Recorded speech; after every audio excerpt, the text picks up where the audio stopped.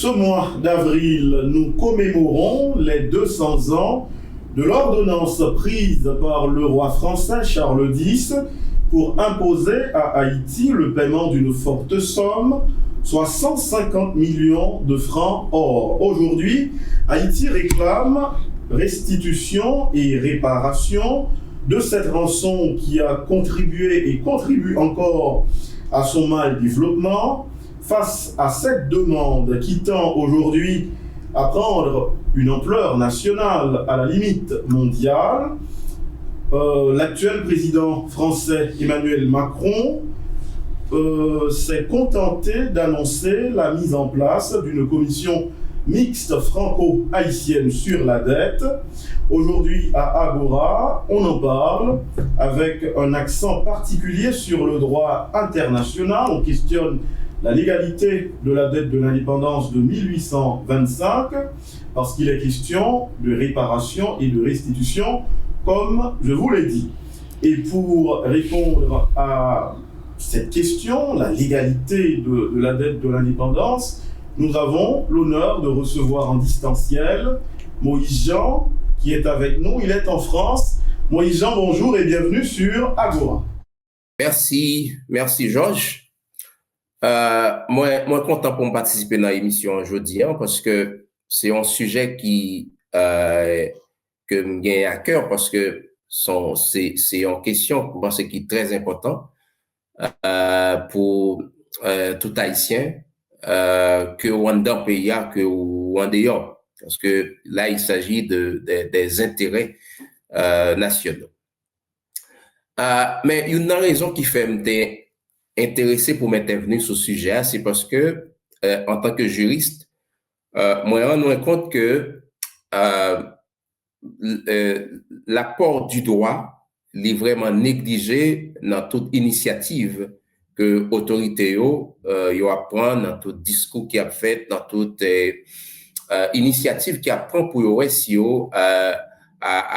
arriver à pousser la France à restituer l'argent ça. Donc, ça préoccupait parce que lorsqu'on a importance droit dans la société, donc droit qui régule rapports sociaux, donc que ce soit dans la sphère nationale ou dans la sphère internationale, donc ça t'est vraiment préoccupé. Droit n'a dit non seulement un aspect formel et à travers ensemble de textes que qui permettent que ils traiter une série de questions, droit tout gagner un aspect comme d'acarrelé, un aspect substantiel. Et aspect substantiel ça ou bien un aspect matériel, c'est un aspect qui permet soulever a un regard particulier sur le monde qui est plus faible. Et l'on prend Haïti avec la France, moi pense qu'il y a un déséquilibre qui est important.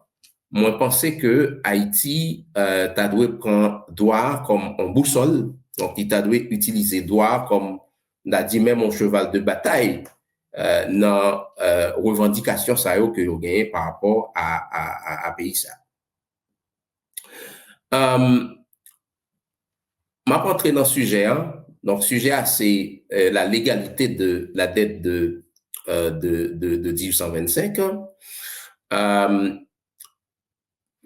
Pour analyser l'égalité et un acte ou n'importe fait que lié, gagner et un préalable. Donc, préalable là, on doit poser une question. Donc, c'est démarche première jurisprudence, c'est soulever qui applicable, donc qui doit que nous devons appliquer à faire ça. Nous en présence, il y a un fait qui remontait très longtemps, donc 1825. Alors, je dis, nous en 2025, 200 ans après, donc question lit antigen difficile pour un juriste. Est-ce que ces droits qui étaient en vigueur en 1825 que nous devons appliquer, ou bien est-ce que c'est droit, droit qui est en vigueur, là, qui doit appliquer pour nous résoudre question ça.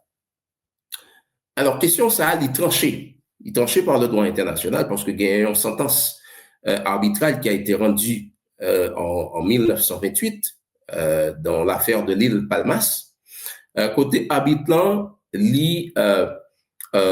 créé, si vous voulez, en théorie, ou bien en principe, on a dit de préférence, que le principe intertemporel. Le principe intertemporel, là, voulait que l'heure où on examiner en question sous un juridique, ben, droit que on doit tenir compte, c'est le droit qui était en vigueur à l'époque des faits.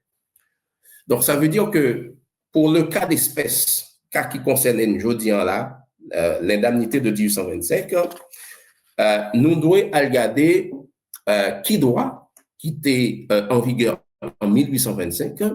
Donc, pour nous connaître, est-ce que ces indemnités-là qui ont été imposées à Haïti, est-ce que sont légales ou pas?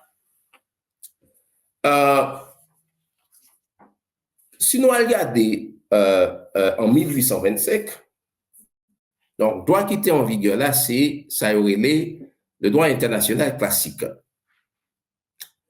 Normalement, il n'est pas prévoir en quel côté que un pays pour prendre indépendance ou obligé de payer une indemnité au pays ex-colonisateur. Donc, par quel côté droit international classique là, il prévoit ça. Mais dans le même sens, dans tout, ce droit-là, il n'a pas interdit à ce que ancienne puissance colonisatrice lui mandé un pays qui était sous domination pour le payer une indemnité pour le reconnaître indépendance. Or, droit international classique, c'était un droit, sous permettez-moi, qui était un droit de liberté qui permet l'État de faire tout ça qu'ils ont envie de faire qui n'est pas interdit par le droit. C'est-à-dire, tout ce qui n'était pas interdit à cette époque était permis. Donc, quelque part, donc, sous garder question indemnité au premier degré, donc, ou capable de dire, d'une certaine manière, la France n'a pas violé une quelconque obligation internationale en imposant cette indemnité à Haïti. Mais bon, deuxième niveau de réflexion que nous avons fait. Alors, deuxième niveau de réflexion, c'est que l'organe des indemnités, la France imposée à Haïti, ce n'est pas n'importe quelle indemnité. C'est ça nous si vous voulez, une indemnité coloniale. Parce que c'est soit payé, soit nous retournons dans l'esclavage. Donc, quelque part, c'est comme si la France était prête à se battre. OK? La France était prête pour lui, d'ailleurs, j'en connais là, pour ordonnance arrivée à Haïti, eh ben, la France était faite accompagnée d'une grande flotte, donc de sorte que les Haïtiens sont capables de se sentir menacés pour qu'ils acceptent cette ordonnance. Donc, la France était prête pour retourner les Haïtiens dans l'esclavage. Donc, quelque part, une logique coloniale derrière cette indemnité. Maintenant, si on a une logique coloniale derrière, une deuxième question qu'on a posée tête nous, c'est est-ce que en 1825, le droit international a interdit l'esclavage? Est-ce que le droit international a interdit la colonisation? Là encore, dans cette question, en fait, réponse c'est non, mais elle est un peu plus subtile. Parce que c'est vrai que pas de gain en convention internationale ou bien en jurisprudence qui interdit l'esclavage ou la traite négrière, mais à l'époque où tu gagné une série de pratiques nationales de États européens qui visaient pour finir avec la question de l'esclavage. Donc, par exemple, si on prend le Danemark, ou prend la Norvège, ou prend la Grande-Bretagne et même la France. Donc, tout pays, ça a été aboli la traite négrière, la caillou. Le Danemark, c'est, je crois, en 1794. La Norvège, c'était en 1814. La Grande-Bretagne, en 1807. La France, en 1815. Maintenant, pour question esclavage, là, dans lui-même, parce que les historiens ils font une différence entre la traite négrière et l'esclavage, pour l'esclavage, les États européens eux-mêmes, ils ont commencé et prendre une série de mesures pour abolir l'esclavage à Caillou. Et c'était le cas pour la France. En 1794, la France a aboli l'esclavage à Caillou. C'est vrai que cet esclavage a été réintroduit en 1802 par Napoléon Bonaparte, mais il a aboli encore et définitivement en 1833.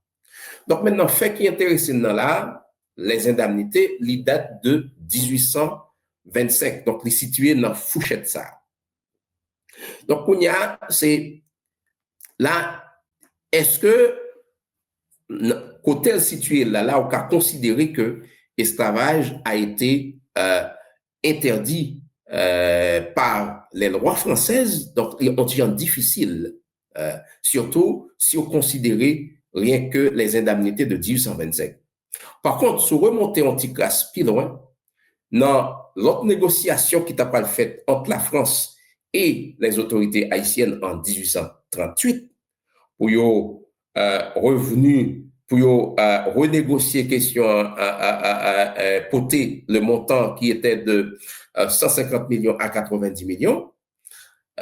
Donc, la négociation, ça a eu fait dans le moment côté esclavage de aboli par les lois françaises. Donc, moi-même, moi, pensais là, l'état intéressant que yon arbitre, ok, yon arbitre, yon juge quelconque prononcé sous question ça. Donc, est-ce que quelque part là, on n'a pas une France qui a violé des obligations de son propre droit interne? Et sous garder tout, la déclaration française de 1789, dans cette déclaration, il est dit que tous les hommes sont nés libres et égaux en droit. Donc, déclaration ça, il n'a pas le considéré comme faisant partie, le Conseil d'État français n'a pas le considéré comme faisant partie de la Constitution française un peu plus tard. Donc, si cette déclaration lit prohibé, alors si cette déclaration lit considérer que tout le monde fait libre et égaux en droit, donc quelque part, il y a une forme d'interdiction d'asservissement de l'autre par interprétation. Donc, ça, c'est le premier niveau que nous sommes capables de garder dans la question, donc au niveau du droit applicable à l'époque. Maintenant, le deuxième niveau de réflexion que nous sommes capables de faire pour nous examiner la légalité de ces indemnités. Moi, je pense qu'il y a un problème de consentement dans la question en tout.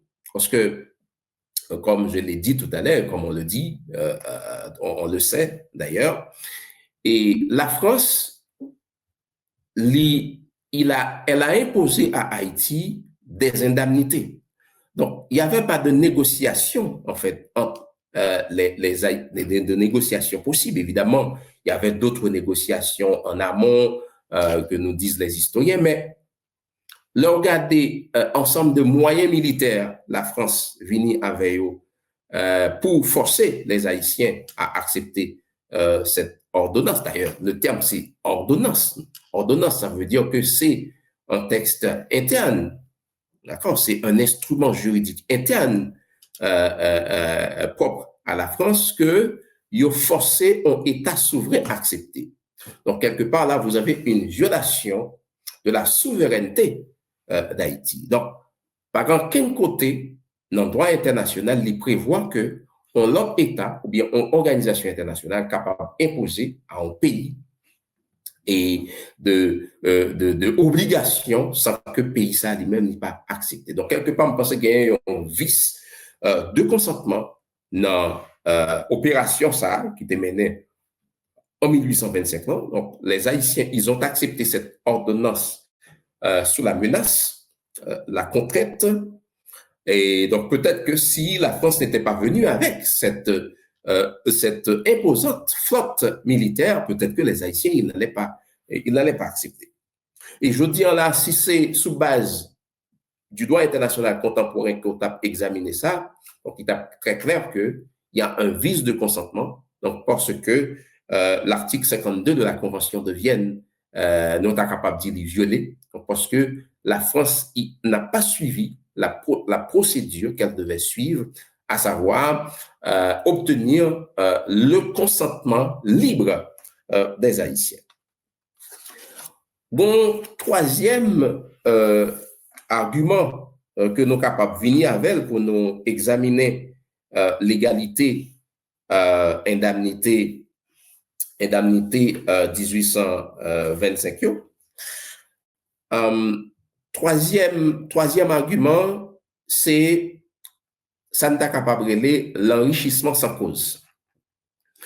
Je pense que je dis là, si vous regardez réalité Haïti par rapport à la France, lorsqu'on est quantité et émergence que les Haïtiens ils ont été faits pour arriver à payer l'argent ça, donc que ce soit prêt, ils peuvent le faire auprès des banques françaises, ça va déboucher sur ça, la double dette. Je dis à la Haïti, les considérer comme un pays qui est pauvre sous terre. Or, toute analyse qui fait montrer que il y a un lien, il y a un rapport entre l'argent que nous payons pendant près d'un siècle et demi et pauvreté que nous y est là, je dis à là. Évidemment, ce ne sont peut-être pas les seules causes de notre situation, mais indemnité ça a joué sous un pile dans ça nous y est, je dis à là. Donc maintenant, théorie ou bien principe enrichissement sans cause, je pense que c'est un principe que nous sommes capables d'explorer dans la mesure où principe ça voulait que y a un monde ou bien une entité qui t'a enrichi tête sous l'autre monde ou bien l'autre entité sans que pas gagner une cause raisonnable qui est à la base de ça, eh ben monde ou bien entité qui enrichit tête l'État doit rembourser, restituer ses avoirs à monde ou bien entité qui appauvrit. L'on remonter dans le droit international classique là, donc ouais que question enrichissement sans cause c'est un principe qui l'a bien longtemps trace au capable remonter, capable rejoindre t'as capable dit depuis au 6e siècle avec la codification romaine du droit international. Notre traité, ça aurait des traités justiniens, ok, principe ça, donc on rejoignit. Et puis, souvent Hugo Grotius, qui est considéré comme un petit théoricien droit international là au XVIIe siècle, ben, monsieur t'es en pile valeur à principe ça que nous relais le principe d'enrichissement sans cause. Donc, il y a au moins ces 3 pistes que l'État haïtien est capable d'explorer pour dans quelle mesure nous sommes capables d'obtenir de la France une forme de responsabilité juridique par rapport à la question. Parce que jusqu'à présent, les autorités françaises, tout comme les gens de la société civile française, on parle d'une dette morale, d'une responsabilité peut-être morale, mais responsabilité juridique. Quand tout le monde est censé écarter. Donc, moi, je pense qu'il y a quelques pistes, d'accord? Donc, c'est pas gagné d'avance.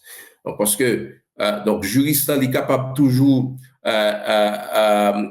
ouais une série de moyens que ils ont parti dans l'affaire capable mettre en avant pour lui faire valoir ses positions, ses points de vue.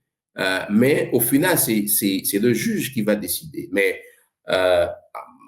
dans intime conviction PAM, donc moi, je pensais que ça vaut le coup que Haïti est capable d'explorer ces genres de pistes dans un éventuel contentieux avec la France. Alors, Marc Philippe me dit que, alors, si nous sommes capables de joindre quelques pistes qui permettent nous fait ça Dakar et une sorte d'argumentaire juridique. Moi, je pense que la prochaine étape, là, ça t'a douillé, c'est à que donc, l'État haïtien décidé créer une forme de différend avec la France.